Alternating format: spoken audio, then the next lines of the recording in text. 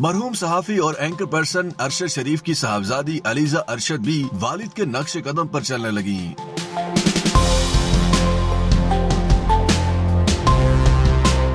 अरशद शरीफ 3 दहाइयों तक सहाफत से वाबस्ता रहे। उन्होंने न सिर्फ रिपोर्टिंग की बल्कि उनका शुमार मुल्क के मकबूल तरीन एंकर पर्सन में भी होता था।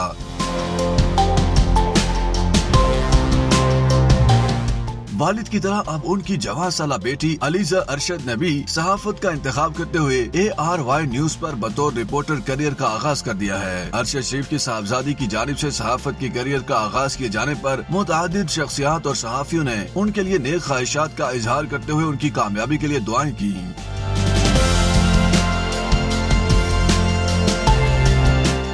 पाकिस्तान तहरीक इंसाफ के रहनुमा शहबाज गिल ने अपने ट्वीट में अलीजा अरशद को मुखातिब करते हुए लिखा कि आपके वालिद एक बहुत बड़े आदमी थे, इंशाअल्लाह आप एक दिन उनका नाम रोशन करेंगी।